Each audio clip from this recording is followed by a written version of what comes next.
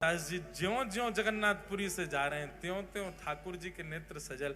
मैंने दो कथाएं ऐसी सुनी हैं जिसमें दो स्थिति अलग अलग दिखाई देती हैं। एक तो है श्री चतुर्भुज दास जी की, जब चतुर्भुज दास जी गिरिराज जी से दूर जा रहे हैं और ज्यों ज्यों पग बढ़ा रहे हैं त्यों त्यों उनकी स्थिति दयनीय होती जा रही है। और एक स्थिति है माधव दास की, माधव दास जी ज्यों ज्यों जगन्नाथपुरी से दूर जा रहे हैं वहां ठाकुर जी व्याकुल होते जा रहे हैं। बंधुओं, प्रेम लक्षणा भक्ति इन दोनों स्थितियों में ही है कि ठाकुर जी से दूर एक बार आप जाओ तो आपको व्याकुलता हो, लेकिन प्रेम किसी दिन इतना बढ़ जाए कि आप ठाकुर जी से दूर जाओ ठाकुर जी व्याकुल हो जाएं। गोवर्धन वासी सांवरे, गोवर्धन वासी सांवरे, गोवर्धन वासी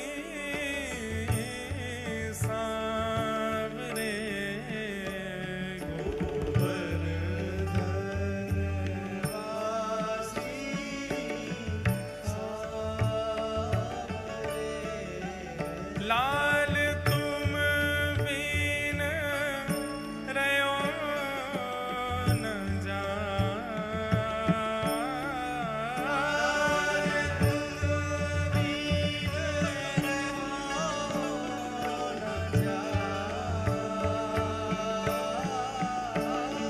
लाल तुम बिन रयो न जाए रे,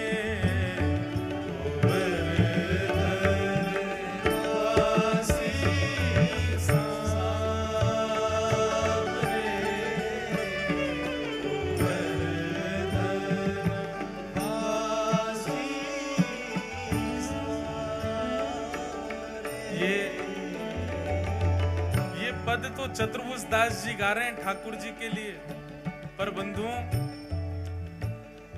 ऐसा प्रेम ठाकुर जी से बना कि जब माधव दास जगन्नाथपुरी से जा रहा है तो ठाकुर जी उसके लिए गा रहे होंगे, अरे माधव तू मत जा, मैं तेरे बिना कैसे रहूं, मेरा मन नहीं लगेगा। भक्ति की स्थिति यहीं तक पहुंचनी चाहिए। आप ठाकुर जी के बिना ना रह सको ये प्रारंभिक स्थिति है, पर प्रेम देते देते एक समय ऐसा आ जाए कि ठाकुर जी आपके बगैर ना रह सके, आपके बगैर रह ही नहीं पाए आपके लाल जी। मैं कोई अपनी प्रशंसा के भाव से या अपनी कोई योग्यता बताने के भाव से इस बात को बिल्कुल नहीं कह रहा हूं, पर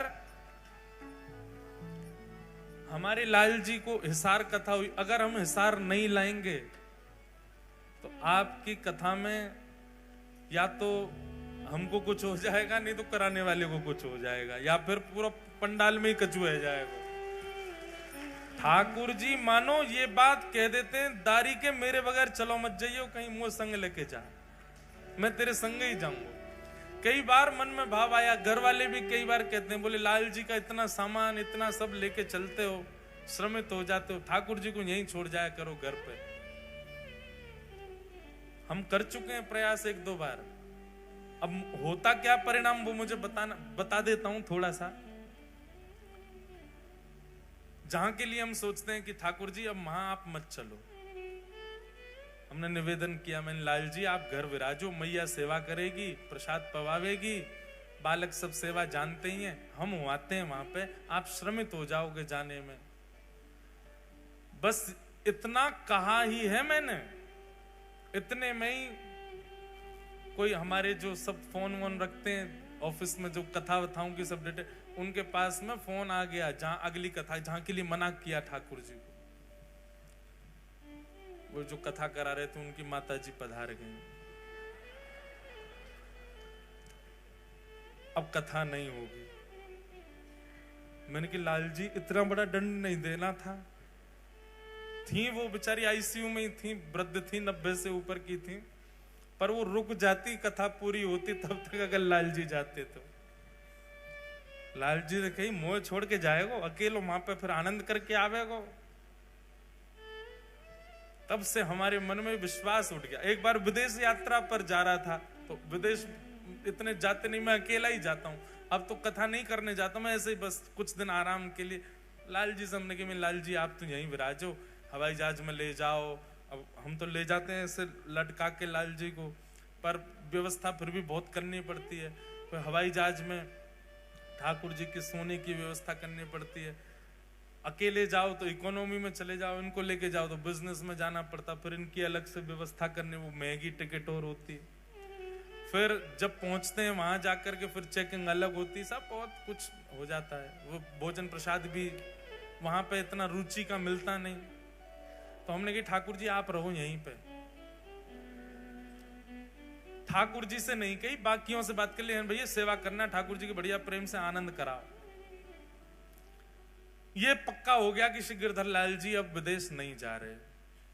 तो रात्रि में जिसके यहाँ जाना था उसका फोन आ गया, बोले महाराज जी कब आ रहे हो? मैंने कल की फ्लाइट है भैया, हम आ रहे हैं। और सुनो लाल जी नहीं आ रहे हैं, अब हम बढ़िया आ रहे हैं, चकाचक घूमेंगे और खूब बढ़िया। अब कोई ज्यादा चिंता है नहीं, लाल जी आते हैं तो फिर ध्यान रखना पड़ता है, कहीं भी जाओ शाम होने से पहले लौट के आओ, ठाकुर जी का शयन होना है आदि आदि। गाय की दूध की व्यवस्था नहीं होती, पाउडर वाला देसी गैया का दूध ले जाना पड़ता, बहुत सारी व्यवस्था। अब बिल्कुल निश्चिंत हैं, हम अकेले आ रहे हैं। नहीं महाराज जी वो तो ठीक है, पर मेरे बॉस ने मुझको फायर कर दिया, मेरी जॉब चली गई आज। और महाराज जी बहुत वो हो गई, अब तो मैं सोच रहा हूँ कैसे करूं। अब आप आएंगे, आपके संग रहना, मुझे दूसरी जॉब ढूंढनी पड़ेगी, मुझे समय लगेगा। आपका समय कुछ स्थगित हो जाए कुछ दिन का, और अच्छा हो जाए कि आप अगली वर्ष ही आओ। मैंने कोई नहीं तो तुम, मैंने कि अपना काम करो, हम तो एक और वैष्णव है वो भी पीछे पड़ा, मैं उसके यहाँ रुक जाऊंगा। बोले हाँ महाराज जी ठीक है। अब मैंने उसको फोन किया, मैंने कि भैया तुमको खुशखबरी देनी है कि हम उसके यहाँ नहीं रुक रहे हैं, हम अब तुम्हारे यहाँ रुकेंगे। महाराज जी आपके फोन आने से 5 मिनट पहले ही मैंने भारत की टिकट करवाई, मैं तो भारत जा रहा हूं, मैं तो हूं ही नहीं यहाँ पर। मैं तो अभी आज सुबह ही मन में आया कि मुझे भारत जाना चाहिए। मैंने कहा यार ये हो क्या रहा है। फिर हमारी एक दूर की रिश्तेदार थे, मैंने टिकट तो हो ही गई है, जाना तो है, उनके यहाँ रुक जाऊंगा। उनको फोन किया मैंने कि भैया ऐसे ऐसे हम तुम्हारे यहाँ आ रहे हैं। बोले ओहो मत आइए, हमारे बच्चे बीमार हो गए, बच्चों को हॉस्पिटलाइज कर दिया है। जब 3 जगह से ये हो गया कि भाई अब तो दिक्कत है, मैं समझ गया। मैंने कि लाल जी चलो, आप चलो, आपके पाम पूजूं, आप चल दो मेरे साथ, आपको मैं लेके जाऊंगा बिल्कुल। अभी सुनो असली बात। प्रणाम करके कही मैंने कि लाल जी चल दो, आप बिल्कुल ये विचार मत करो आपको छोड़ के जाऊंगा, आप चल दो, जैसी व्यवस्था होगी सब करूंगा, आप चलो। बस ये निवेदन किया है, आधा घंटा में उसका फोन आ गया। बोले महाराज जी मेरी जॉब दोबारा लग गई है। फिर दूसरे का फोन आया, बोले महाराज जी मैंने घर में चर्चा की तो सब बोले भारत की टिकट $100 दे के आगे करवा दो, रुक जाओ महाराज जी आ रहे हैं, यहीं रुक जाओ। मैंने कहा अब तुम भी नहीं जा रहे? बोले नहीं। तीसरे बोले बच्चे हमारे स्वस्थ हो गए, उनकी रिपोर्ट बिल्कुल नेगेटिव आ गई है। मैंने कहा वाह, तो ये हैं हमारे लाल जी। तो इनके बगैर ये रहते ही नहीं, इनको घूमना बहुत पसंद है। हमारे लाल जी को समीप से देखो, इनका एक पैर आगे है थोड़ा सा। तो जिस दिन ये घर आए थे उसी दिन हमारी मैया, जैसे नई बहू आती है उसके नैन नक्श देखते हैं ना, हमारी माता जिस दिन लाल जी पधारे उसी दिन बोली लाला जी तो घुमक्कड़ लाला है, जे रुकेगो नहीं, या कोई एक पाम आगे निकल रहा है। तो वादना से हमारे ठाकुर जी डटते ही नहीं है, ये घूमते ही रहते हैं इधर उधर। अब इनको जाना है तो इनकी सारी व्यवस्था लेके चलनी पड़ती है। तो हम कोई अपनी प्रशंसा नहीं बता रहे, पर आपको आपकी भक्ति सुख कब देगी? प्रारंभिक सुख तो तब मिलेगा जब आप अपने ठाकुर के बिना ना रह सको। आपको चिंता हो रही है, कथा चल रही है, मुझे घर जाना है, भोग लगाना है, ये प्रारंभिक स्थिति है कि आपको आपके ठाकुर जी की याद आ रही है। पर एक स्थिति ऐसी आए कि नगर से बाहर जाने की जैसी आपकी योजना बने, वो योजना निरस्ती होती जाए। क्यों? ठाकुर जी आपको जाने नहीं दे रहे हैं। ठाकुर जी कह रहे हैं या तो जाए मत या मुंह को संग लेके जा, तब आपको अत्यंत सुख मिलेगा। अब आपके ठाकुर जी आपके बिना नहीं रहते। ये भक्ति की चरम स्थिति है, ये भक्ति की प्रेम स्थिति है। तो श्री माधव दास जी से जगन्नाथ जी का ऐसा प्रेम कि जगन्नाथ जी बोले मोए ले चल वृंदावन, मैं मंदिर छोड़ने को तैयार हूं पर तो तेरे बिना ना रहूंगा। ऐसे श्री माधव दास जी वृंदावन को निकल गए, ठाकुर जी को छोड़े आए। माधव दास जी का स्वरूप था 6-7 दिन तक भूख सह लेते थे, लेकिन अभी जगन्नाथपुरी से निकले चंद घंटे ही हुए कि माधव दास जी को इतनी जोर की भूख लगी कि महाराज या तो फल मिल जाए नहीं तो पेड़ ही खा जाएंगे, इतनी भूख लगने लगी। माधव दास जी बोले ऐसी व्याकुलता भूख की तो मुझे कभी नहीं हुई जैसी आज हो रही है। तभी एक नगर दिखा, दौड़ करके माधव दास जी उस नगर में गए, किसी का गेट खटखटाया। मैया, वृद्ध मैया ने बोला मैया तेरे घर में जो बना हो बासा कूसा मुझे भोजन करा, बहुत भूख लगी। अरे बैठो बाबा, थाली लगाई, पाने लगे माधव दास। मैया सामने बैठ गई आके, बोले बाबा बड़े निर्दयी हो। बोले क्यों, ऐसे क्यों कह रही है? अकेले पा रहे हो, बगल में सांवला सा बालक बैठा है, इसको क्यों नहीं पे, बेचारा ऐसे टुकुर टुकुर तुम्हारी थाली की ओर देख रहा है, इसको क्यों नहीं खिलाते हो? माधव दास जी बोले मेरे संग तो कोई भी नहीं है मैया, मैं अकेला हूं। बोले अरे इतना सुंदर सा प्यारा सा घुंघराले केश हैं, कटाक्ष नेत्र हैं, श्याम वर्ण का, मैं तो ये सोच रही हूं पता नहीं कौन सी मैया ने अपना बालक बाबा जी को दे दिया है। तुम बाबा कहीं हरण करके तो नहीं ले जा रहे इस बालक का? माधव दास जी बोले बालक? तभी समझ आया, इतनी जल्दी इतनी तीव्र भूख लगना, बगल में बालक का अदृश्य होना, मुझे ना दिखना, सामने वाली को दिखना, श्याम वर्ण का होना। बोलो हो तो चले आए हो संग में हमारे। श्री जगन्नाथ जी संग ही जा रहे हैं श्री माधव दास जी के, अंतस्थ में बैठ के, हृदय में बैठ करके महाप्रभु श्री जगन्नाथ जी वृंदावन जा रहे हैं। जिन माधव दास जी को 1 महीना में वृंदावन पहुंच जाना था, उनको वृंदावन पहुंचने में 6 महीना लगे। क्यों? 10 कदम चलते ही भूख लगे आती है। तो माधव दास जी अपने पेट को जय जय नेक्स्ट सह लो। अब तो ठाकुर जी को बस इतना कहते हैं, इतनी दूरी पर गांव है, बस वहां तक मुझे चलने देना, वहां पहुंचते ही भोजन कराऊंगा। क्योंकि एक भूख तो माधव दास जी की, दूसरी भूख हृदय में बैठे जगन्नाथ जी की। माधव दास जी रात में पौड़े पौड़े कभी किसी नगर में, जय जय एक बात बताओ, आपको इतनी भूख लगती क्यों है, इतना पाते क्यों आप? ठाकुर जी बोले अरे तू नहीं जानता, क्या नाम है मेरा? जगन्नाथ, जग का नाथ, पूरा विश्व मेरे गर्भ में विद्यमान है, मैं नहीं पाऊंगा तो फिर सब भूखे रह जाएंगे, या हमारे मुंह पानो ही पड़े तभी सबन को भोग लगे। वास्तव में श्री जगन्नाथ जी प्रसाद भोग आरोगते हैं, इसीलिए हम सब तृप्त रहते हैं।